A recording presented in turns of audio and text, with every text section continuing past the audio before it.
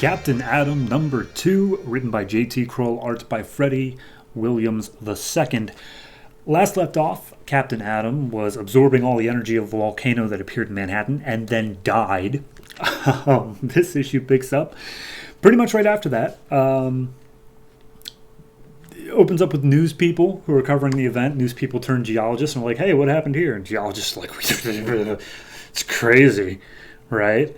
And then they're like, yeah, it was. So Captain Atom, he saved everybody. He's a hero. Everyone's so happy for Captain Atom. However, some people are saying it's kind of weird that Captain Atom showed up just as this volcano showed up and then disappeared just as quickly. Could he be the cause of this issue? More at 11.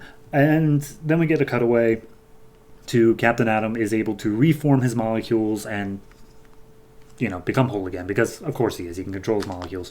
He gets a little bit on, talking about the basic building blocks of human life. But, hey, he's barely even human anymore, so it's not that hard to do.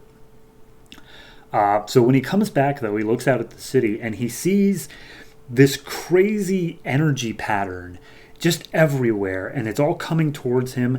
And all at once he can, hear and see and just fully feel, as far as I can tell, the electromagnetic spectrum, because it's just all of the headlines, all of the tweets, all of the texts, the entirety of the internet and TV is all just being blasted at him all at once.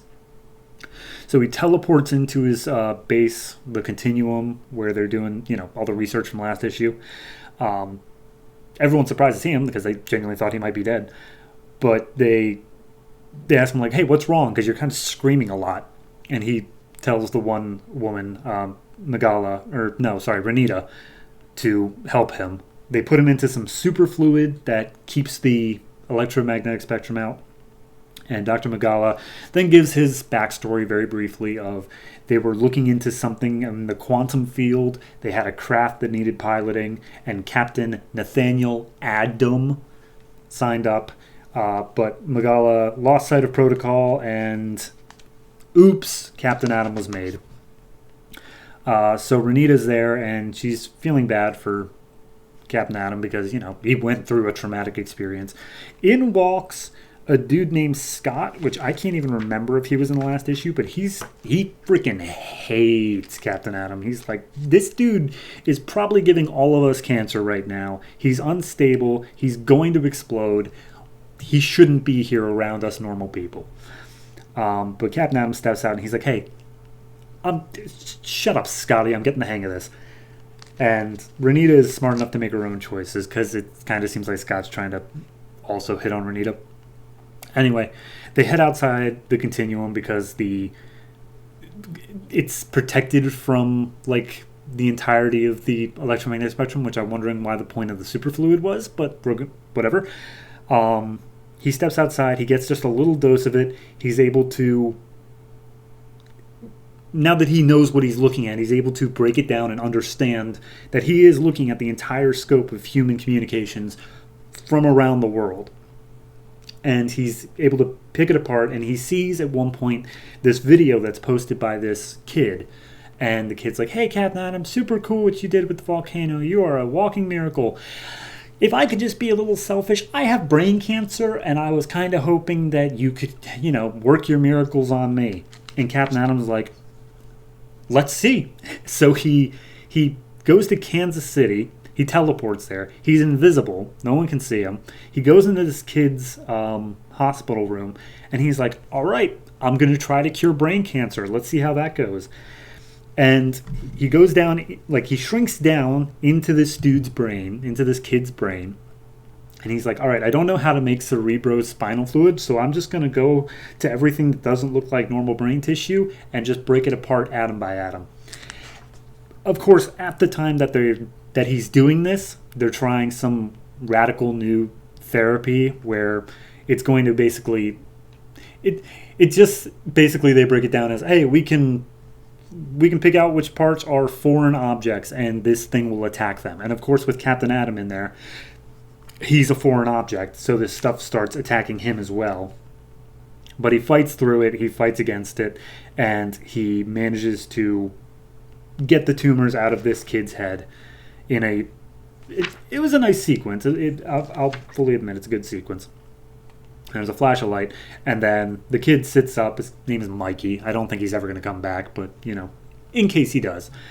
Mikey sits up, and he's like, hey, Captain Adam did it. He saved my life. And Captain Adam's just happy that he can do some healing for once.